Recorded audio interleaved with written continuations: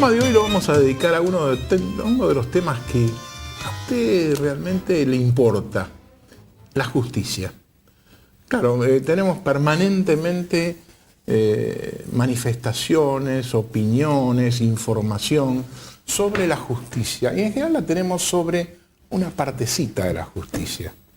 La tenemos generalmente sobre los jueces que se ocupan del problema de la corrupción de los funcionarios públicos, las denuncias penales, pero el sistema judicial es mucho más abarcativo, tiene una gran amplitud.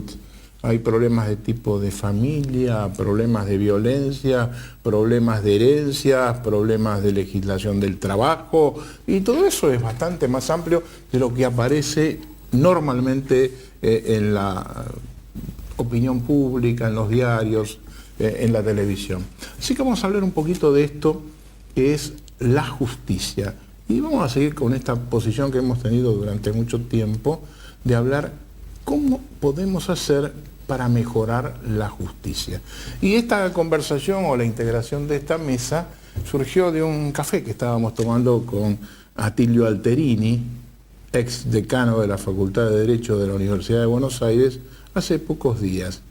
Y con Atilio Alterini, que hace algunos años que nos conocemos, dijimos, sí, vamos a integrar un grupo de gente que esté en la justicia y que esté en la actividad profesional también, para ver cómo podemos conjugar ideas y cómo podemos ayudar a nuestros legisladores, a nuestros jueces, a que las cosas salgan mejor. Los invitados de hoy son la doctora Mabel de los Santos. Bueno, les agradezco a todos que estén acá. La doctora Mabel de los Santos es jueza, integra la Cámara Civil Nacional, acá en la capital federal. Es decir, que tiene una óptica desde la justicia. El doctor Jorge Kienmanovich, que tiene una actividad profesional, no está en la justicia, pero muy grande en materia de familia. El doctor Leonardo Lubel se dedica mucho al tema del derecho del trabajo. Bueno, y Atilio Alterini se dedica a todo. Aparte de estar en la todos son profesores universitarios, eso sí, pero Atilio Alterini viene con una larguísima actuación también en la docencia, en la justicia hace muchos años, presidente también del Colegio Público de Abogados. Con ellos vamos a conversar de todo esto que significa, ¿podemos tener en la Argentina una justicia mejor? Y dejo el interrogante, ¿qué es tener una justicia mejor? Volvemos en un minuto y empezamos el programa.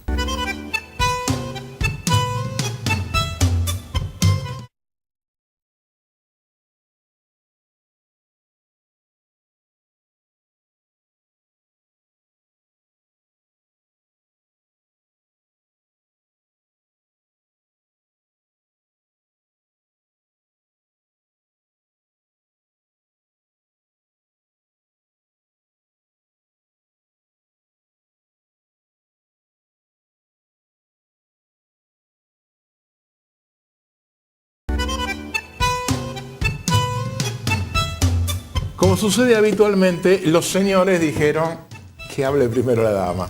Así que la doctora de los Santos empezamos a charlar.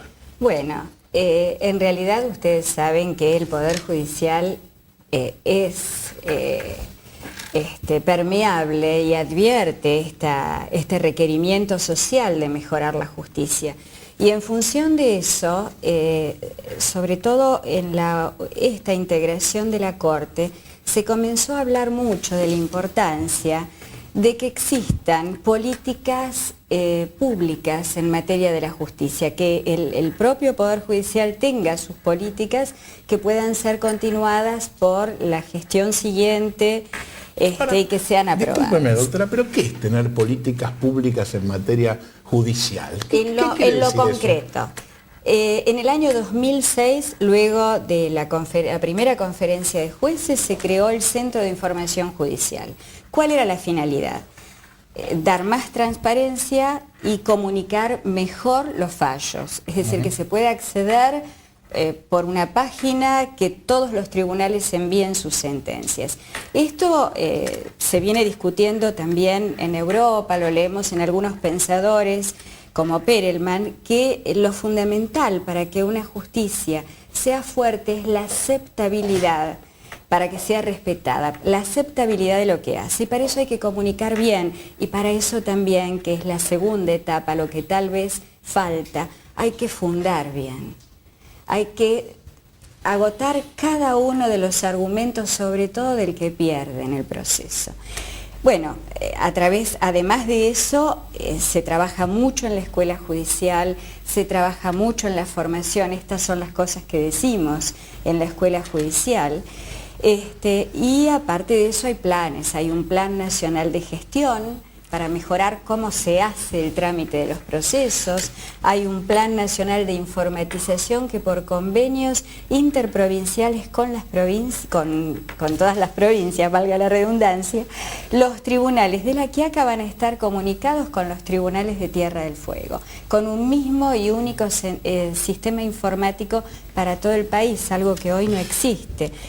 Pero además de eso, nosotros en el Fuero Civil, en este momento, como muchas cámaras nacionales, estamos haciendo proyectos piloto de innovaciones. Por ejemplo, con la conformidad de los letrados, con adhesión voluntaria, hay notificación electrónica de las resoluciones, se requiere la conformidad porque estamos modificando el código. A ver, porque esto da para mucho, ¿no es cierto? Me gustaría que empiecen ustedes también, pero yo voy a empezar a tirar algunas piedritas en el camino. Por ejemplo, anoche tuve oportunidad de entrar en la página de la Suprema Corte, de la Corte Suprema, y entonces me encontré en el tema informático con un plan informático 2008 y un extenso documento, nada más.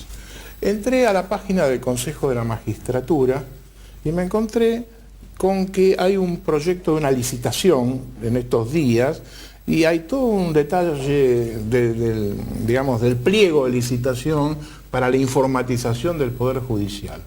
Yo como ciudadano, todo eso no me dice nada, porque como ciudadano yo quiero saber otras cosas. Es decir, quise saber, por ejemplo, y usted habla de la transferencia, y esto es para animar un poco la conversación. Quise ver en los casos de los juzgados civiles, ¿cuánto dura un proceso de un juzgado civil? Y claro, y no tengo información. Cuando tenía información de los juicios que tramitan en las salas de la Cámara Civil, ahí me encuentro con el stock de juicios. Pero cuando quise entrar a ver en los juzgados, no tenía información sobre cada juzgado. Entonces, digo, ¿qué es importante? El señor que está mirando, le preocupa en este momento, che, ¿por qué tengo que pasar tantos años en la justicia? ¿Cómo se resuelve esto? Porque, y con esto cierro, yo después no voy a hablar, les prometo más, hasta terminar el programa, ¿no?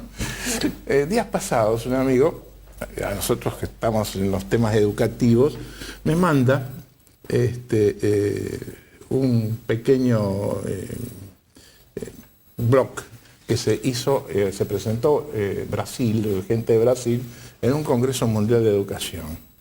Entonces mostraba los chicos en el aula y el profesor poniendo 2 por 2, 4, 2 por 3, 6, 2 por... así la tabla. Entonces vamos a hacer la gran innovación educativa, el gran cambio educativo. Y entonces aparece, al cabo de un tiempo, que los chicos con la computadora siguen haciendo 2 por 2, 4, 2 por 3, 6, pero con computadora. No hay cambio. Entonces, la pregunta es, ¿resolvemos todo exclusivamente con un tema de computación o hay que hacer otras cosas? Señores, el debate está abierto. Si me permite, yo creo que, además de lo que decía Mabel de los Santos, aquí se verifica un problema, que es, en alguna forma usted lo anticipa, cómo se resuelve y la duración de lo que se resuelve. Yo creo que nadie puede creer que con la sola informatización o el domicilio electrónico, con las notificaciones electrónicas, se va a resolver.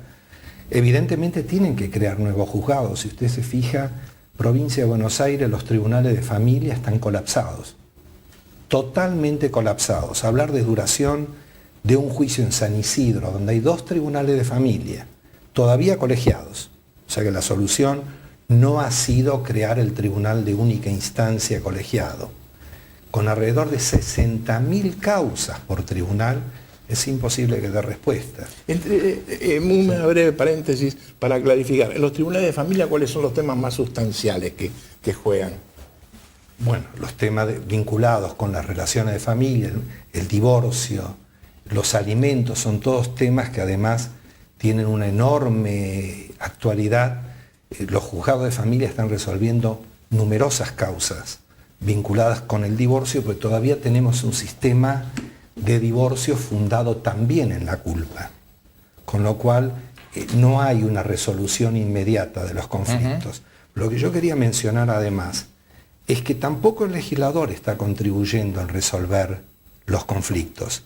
Recientemente se ha modificado el código, y se modifica el código con una ley que también incorpora una nueva figura de la mediación obligatoria. Y en la modificación del código, para tomar como un ejemplo, se prevé desde cuándo se deben los alimentos.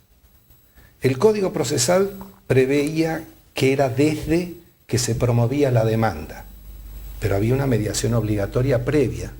Entonces los tribunales debían resolver Empezaron a interpretar. Debían interpretar con interpretaciones equívocas, porque no es algo absolutamente uniforme, que era desde la época de la mediación obligatoria. La reforma, pero estamos hablando de una reforma de días, establece que es desde la fecha de la mediación obligatoria, pero se olvida de modificar toda una serie de juicios de alimentos que se llaman de aumento, reducción, cesación, coparticipación, donde en materia del aumento de la cuota alimentaria no dice nada el código. O sea que en un juicio de alimentos, la condena de alimentos es retroactiva a la fecha de la mediación. Y en un juicio de aumento de la cuota alimentaria, parece ser que no. Y el legislador acaba de modificar el código, con lo cual nuevamente genera equívocos en la interpretación. ¿Y eso cómo se resuelve? Ustedes también forman parte de la mesa, así que me gustaría que integremos la charla. Bueno, se resuelve con mayor calidad institucional. Los legisladores, en el caso que señala el doctor Gelmanovich, evidentemente no se han asesorado. Esto ha salido, vaya a saber cómo, vaya a saber cuándo, vaya a saber impulsado por quién. Esto es algo que hay que hacer, porque si no tenemos una buena ley no podemos pedirle a los jueces que den una buena justicia, porque van a dar una justicia tan mediocre como la ley que aplican. Porque el juez puede escaparse de la ley, ser innovador, ampliarla, pero no puede ponerse contra la ley. Los jueces pueden estirarla, modificarla, verla, pero no resolver en contra. Para resolver en contra de la ley precisamos una nueva ley. Y estamos en materia legislativa muy atrasados. Fíjese, el Código Civil desde 1985 hay proyectos para ponerlo al día. Un Código Civil fue fruto del siglo XIX, se sanciona en 1869, y un Código Civil que no contempló, por ejemplo, las máquinas. Las máquinas aparecen por ahí mencionadas, pero no los daños causados por máquinas, y los automóviles son máquinas. ¿Por qué no las prohibió? Porque no había automóviles, porque no había aviones. Un código, realmente esto es grotesco, que dedica un par de artículos a los daños causados por las cosas, y 17, Ricardo, a los daños, a la búsqueda de tesoros. Esos tesoros que los piratas escondían. En aquellas épocas. 17 artículos. Entonces, yo creo que estamos viviendo en una esquizofrenia entre una ley de otro tiempo y un tiempo que cada vez exige novedades, exige avances, ¿no? Yo me quiero sumar con una mirada desde las cuestiones que se plantean entre trabajadores y empleadores a la crítica al legislador. No se trata de que en la justicia está todo bien, considero que hay cantidad de aportes y de reformas para hacer, pero en materia de derecho del trabajo es conocido en general que si un trabajador hoy en día sufre un accidente o una enfermedad de trabajo, tiene derecho a reclamar una indemnización que está muy limitada por una ley que está en vigencia desde el año 1996, que se conoce como la Ley de Riesgos de Trabajo. Una persona que sufre un accidente de tránsito y padece lesiones puede reclamar la indemnización total de los daños que sufrió. Un trabajador en una situación semejante tiene derecho a una limitación que decimos que es tarifada. Esto es así por una ley que hoy en día, después de muchas críticas, ha sido, de alguna manera, ha sido declarada inconstitucional, en concreto por la Corte Suprema. Y las famosas ART. Exactamente. Esto es un fallo, o varios fallos que vienen desde el año 2004. Sin embargo, el legislador no ha dado todavía una solución. Me consta que hay proyectos provenientes desde los distintos actores del sistema, pero seguimos con este viejo sistema injusto. Yo tengo que hacer una pausa, pero me parece que es excelente. Discúlpeme, doctora, yo por ahí la crucé rápido para poder derivar esto, y los señores también que participen, ¿no? Porque usted tocó muchos temas simultáneamente. Pero me parece que en el próximo bloque deberíamos hablar de este tema del cual normalmente no se habla. ¿Por qué tenemos tantos defectos de legislación y por qué no hay una relación? Porque yo tengo un Ministerio de Justicia que teóricamente tendría que tener relación con el Parlamento y con los jueces. ¿Por qué se producen estos problemas? Así que esto me parece que puede ser importante en el próximo bloque. Enseguida volvemos.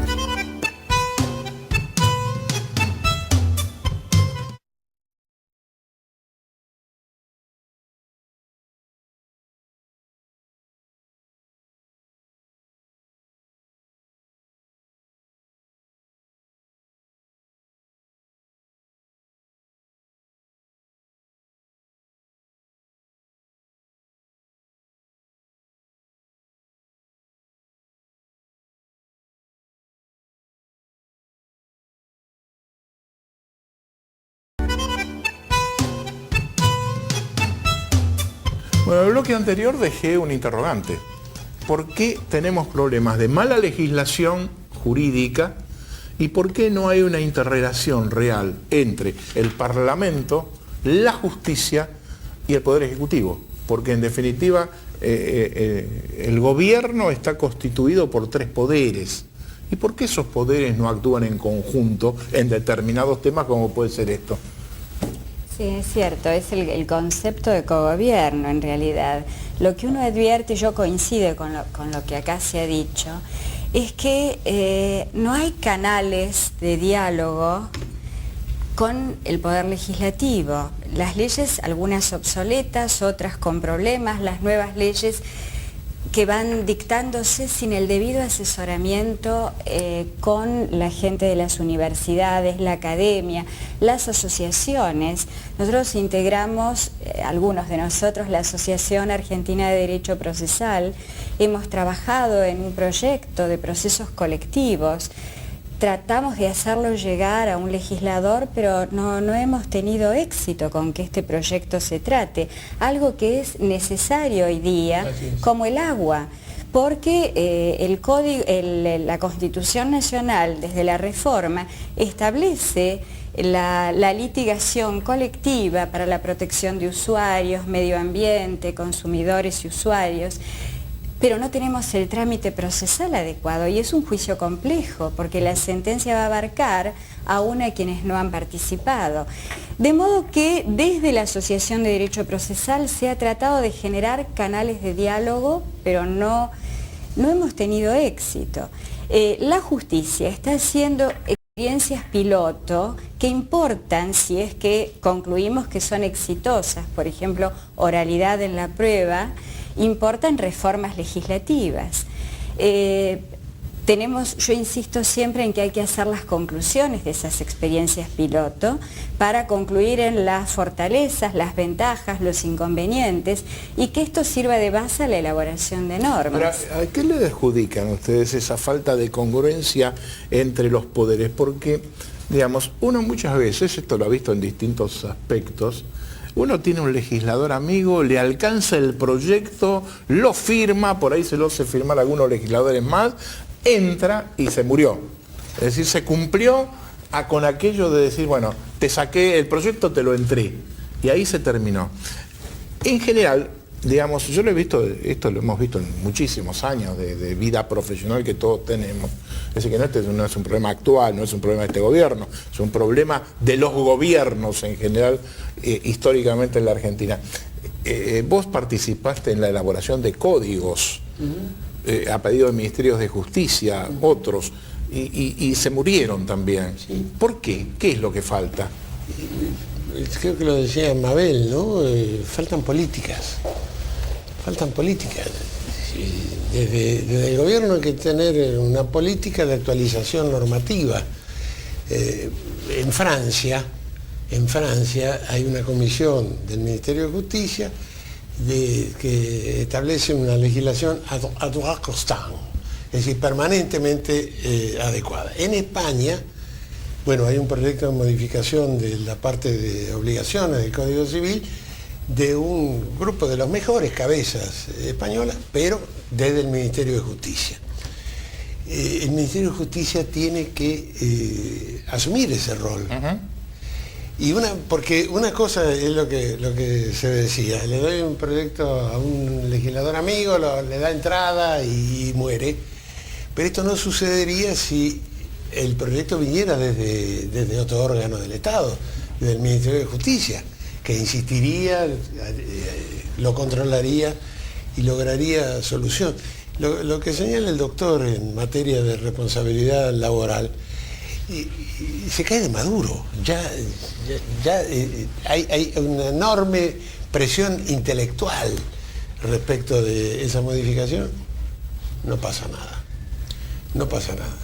Nos preocupamos por aumentar el número de feriados, que claro, pero tomando una decisión, que es la decisión que hay que tomar siempre el legislador, mejorando la industria turística, pero aumentando el número de muertos por accidentes, porque cada fin de semana largo tiene varios muertos por accidentes en ruta.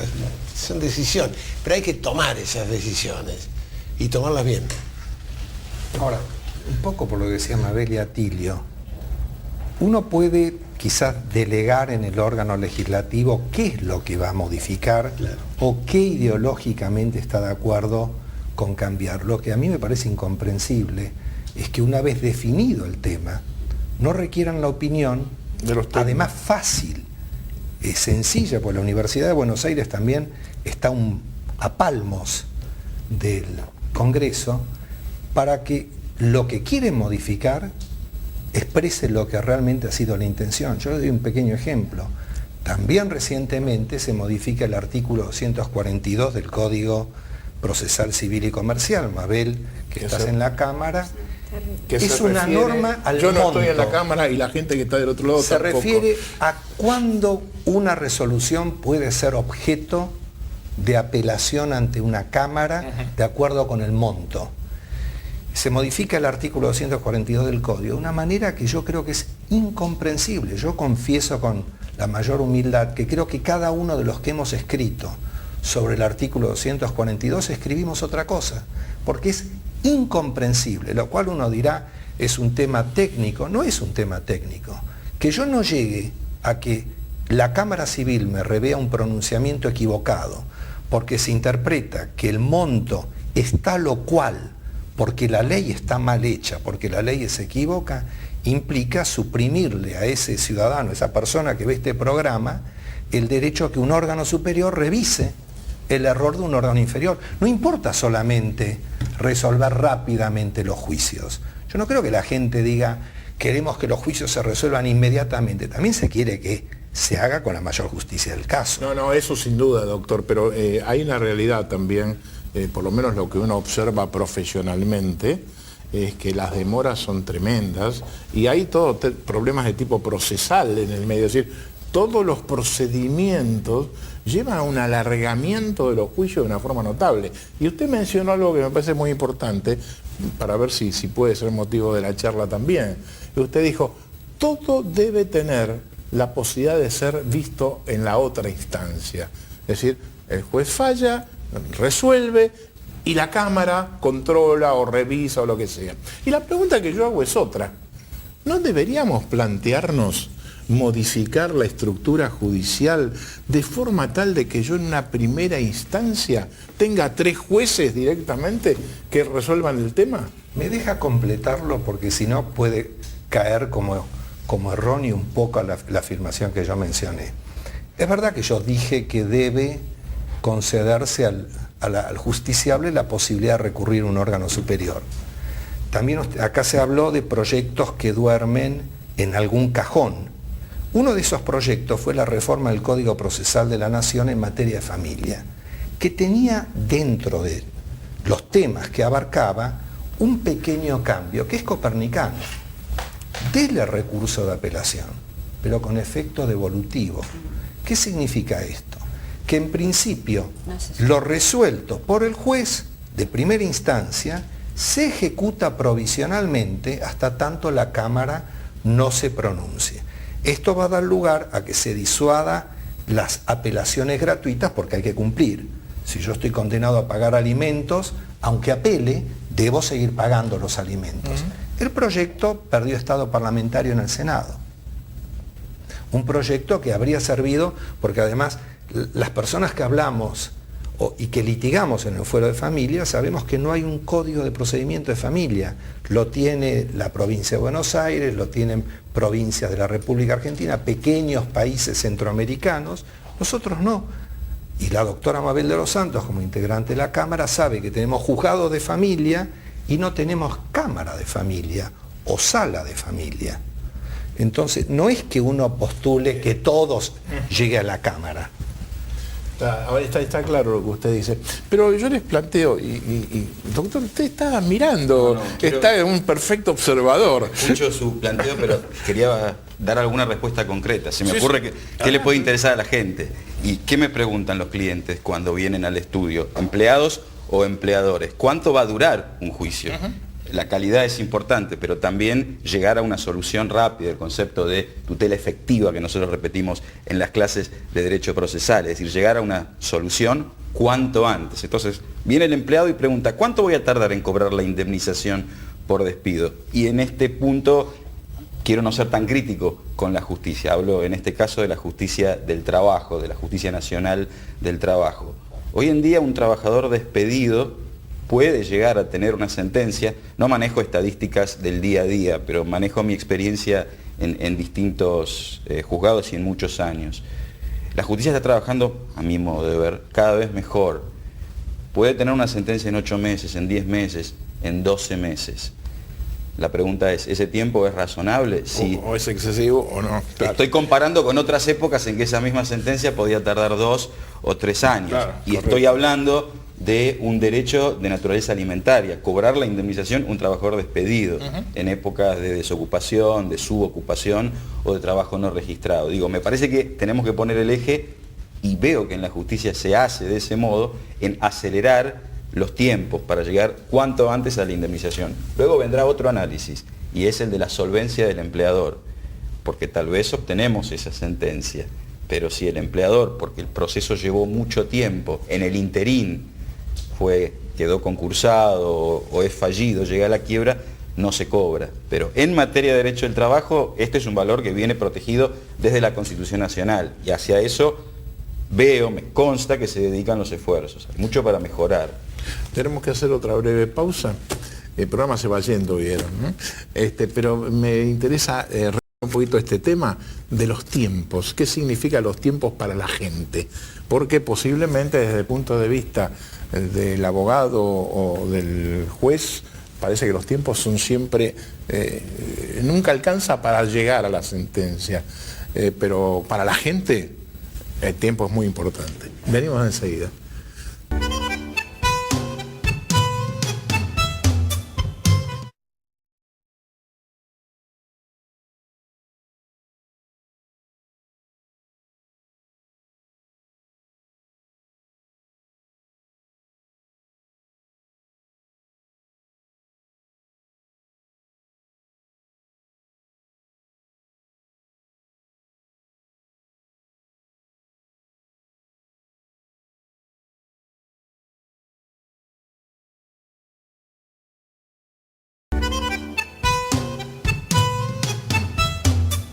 y recién el doctor hacía referencia al tema del tiempo en la justicia y aseguraba que en los tribunales de trabajo, digamos, se ha mejorado en cuanto a la rapidez en dictar una sentencia.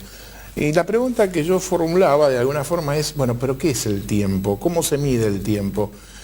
¿Cómo logramos?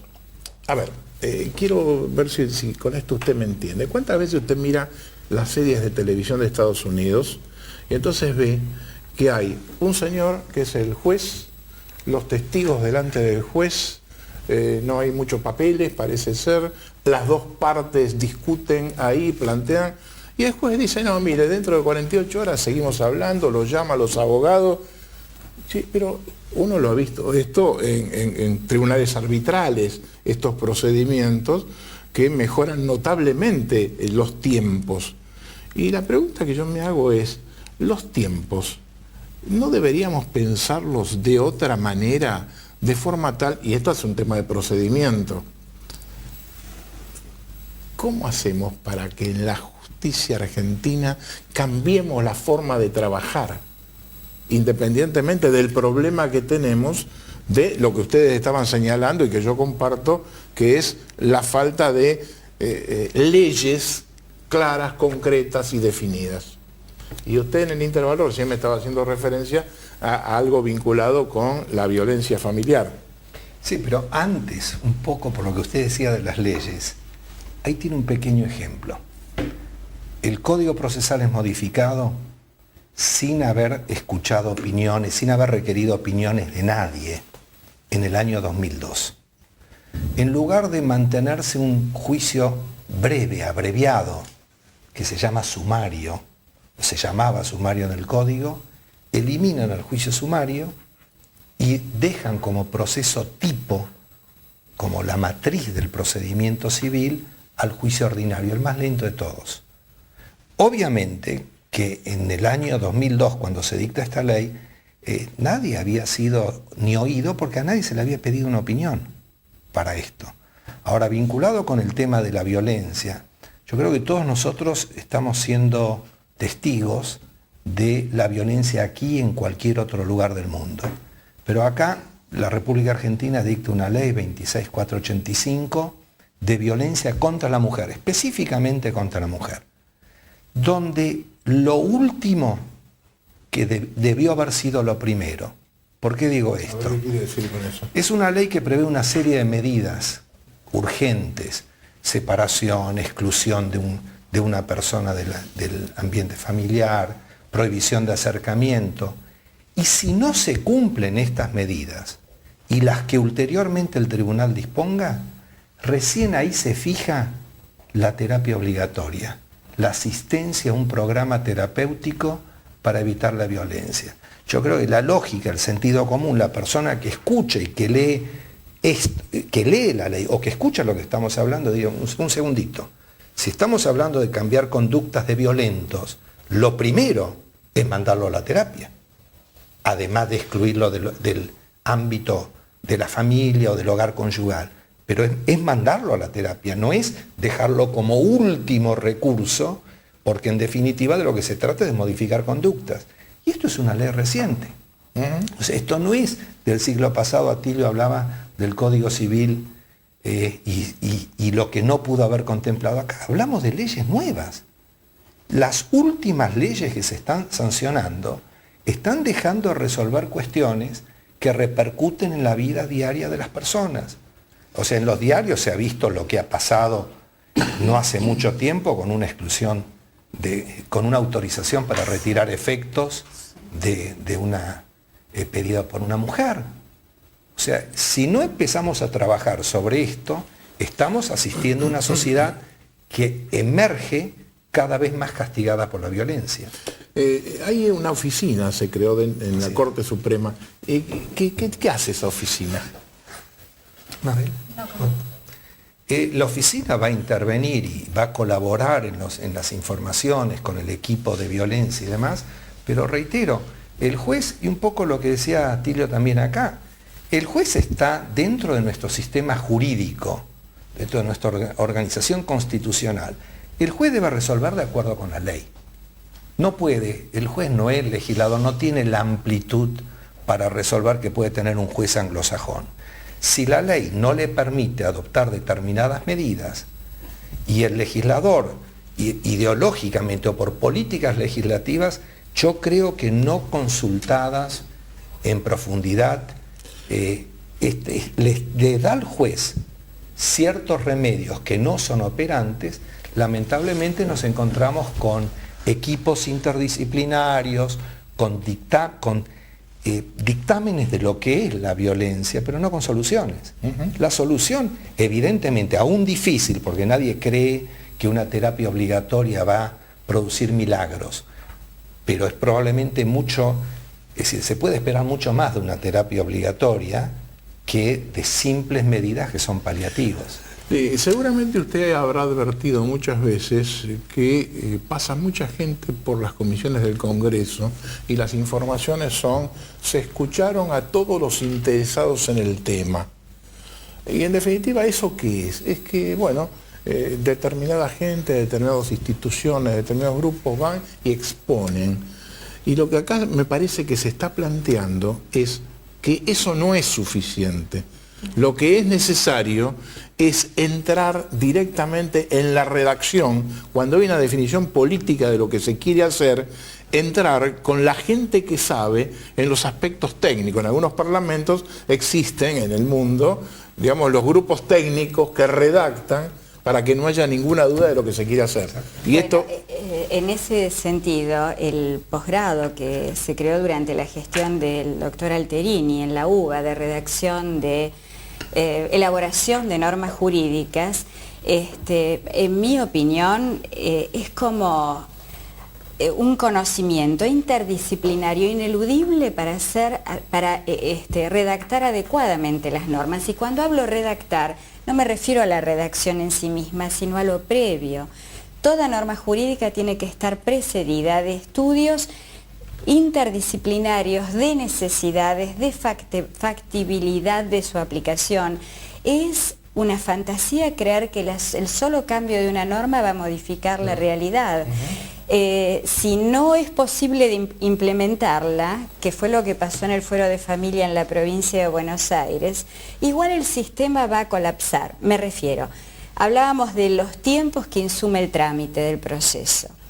Y en la provincia de Buenos Aires tuvieron un texto magnífico, el proceso por audiencias en materia de familia con una etapa previa que intentaba la conciliación antes de entrar al juicio, con lo cual ya hay una contención, un asesoramiento.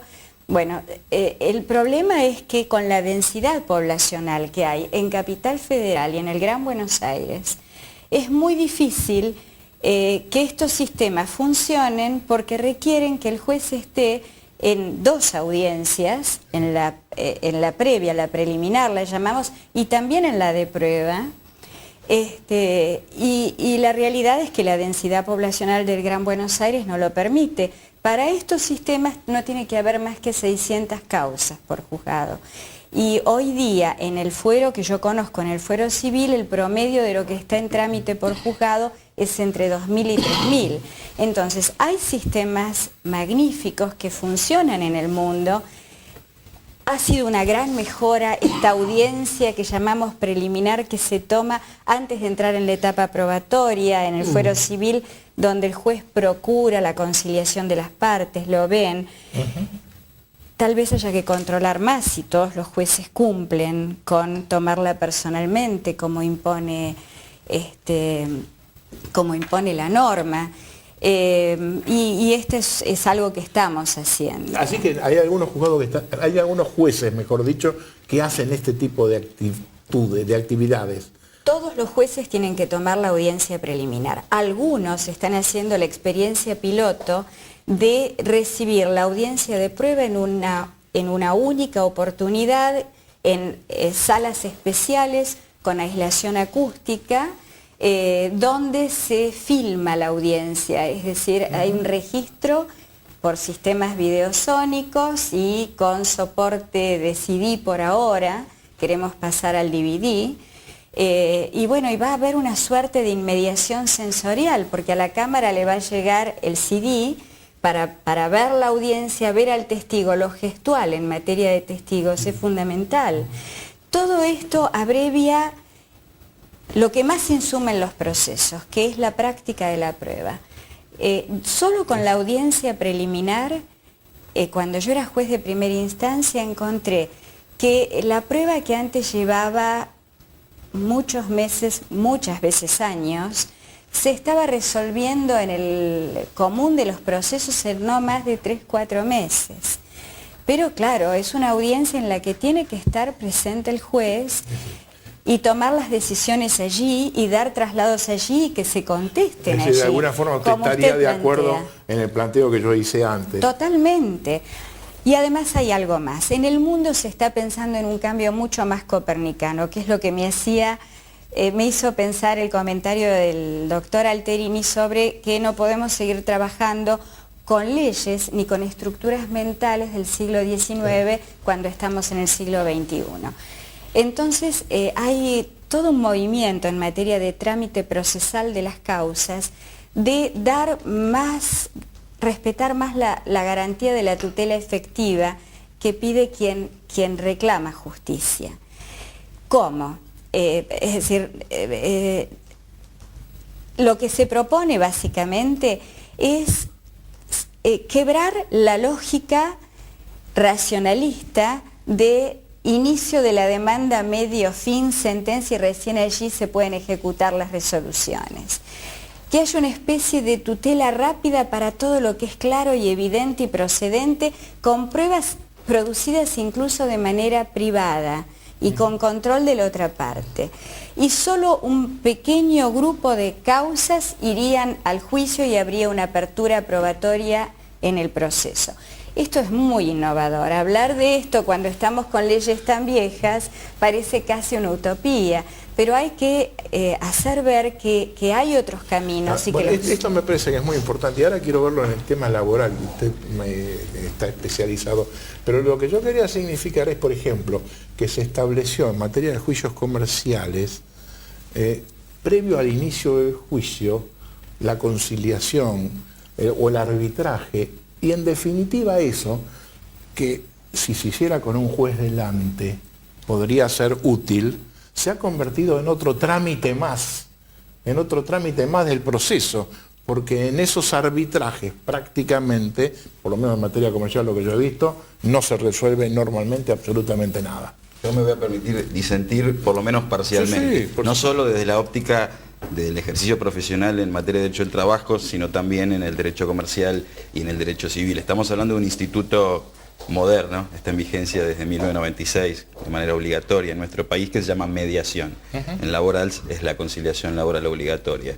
Hay miradas críticas, es cierto, tiene defectos el sistema, pero en mi experiencia, una serie de conflictos, una cantidad de conflictos en esta cantidad de años ha podido ser resuelta, mejor o peor. Usted sabe una cosa, sí. Usted siempre me toma en la palabra cuando estamos terminando el bloque, así que yo tengo que hacer me están haciendo señas, tengo que cortar, pero eso me lo explica, doctora, le vamos a decir que empiece el próximo bloque, y me lo explica en el próximo bloque.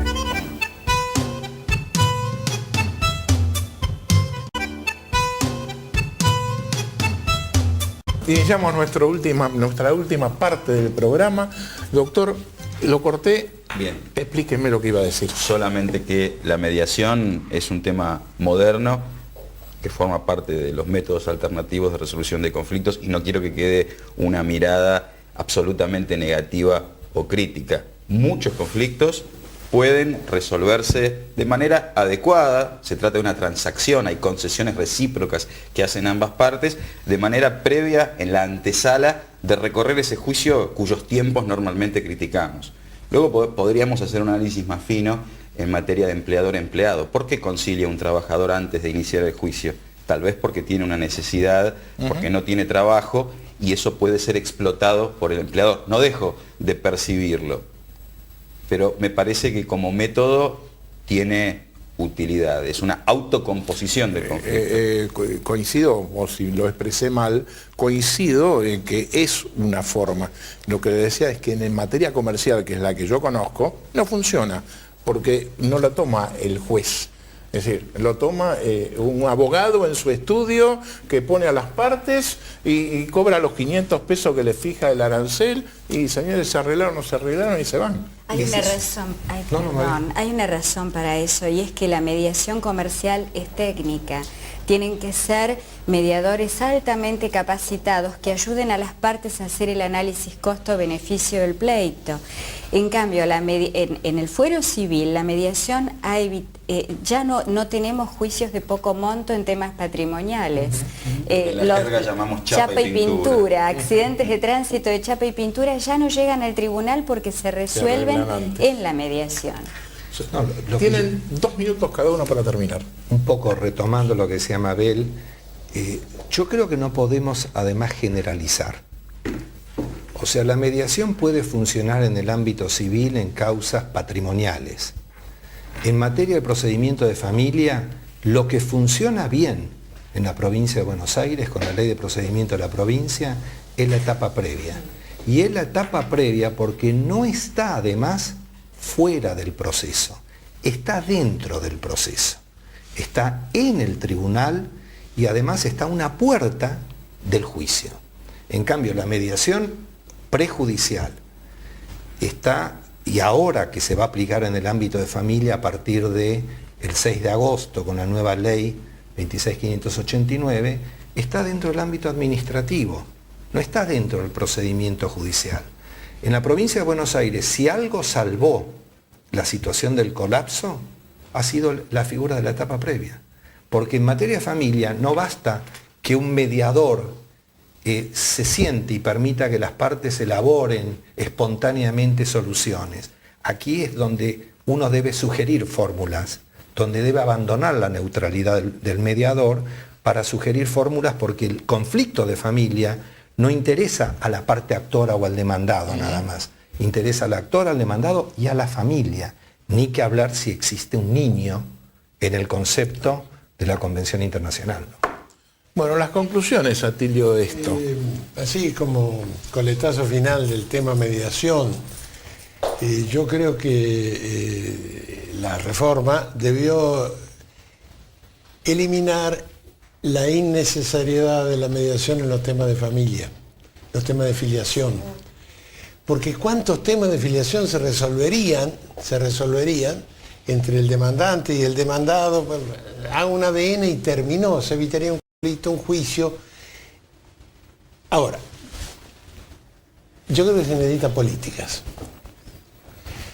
Hay que encontrar quién, con el suficiente poder, arbitre políticas y las ponga en ejecución. Entre tanto, yo pienso como los chinos, que un camino de 10.000 millas se inicia con el primer paso. De modo que todo esto que se está haciendo respecto de la notificación por email, respecto de tender a que el expediente se convierta en un DVD y el archivo del juzgado en un disco rígido, que creo que ese es el desideratum, esto es bienvenido. No alcanza, pero es bienvenido. Es el camino. Yo creo que no se puede tener el número de jueces que exige la litigiosidad. Con 60.000 causas no vamos a poner 100 jueces para que tenga 600 cada uno, un número controlable. Entonces, ¿sabe, Ricardo, lo que yo creo? Yo creo que hay que aumentar las funciones de los secretarios. Darle más función jurisdiccional al secretario, blanqueando lo que el secretario hace. El secretario proyecta y el juez firma. ¿Por qué no firma también el secretario? Nos evitamos un trámite, evitamos conflictos. Yo cuando era secretario me sentía como Cyrano de Bergerac, que le daba letra al bonito que estaba enamorando de una chica porque él era muy feo, pero la letra se la atribuía el otro. Y Cyrano, no, los secretarios son Cyranos de Bergerac. Les agradezco muchísimo. Este programa ha sido un programa de reflexiones, de ideas. No generamos las soluciones de las políticas sobre la justicia, pero por lo menos acá se han expresado manifestaciones distintas respecto de hacia dónde tenemos que ir. Creo que hemos cumplido con esto. Muchas gracias. Dios mediante, hasta la semana próxima.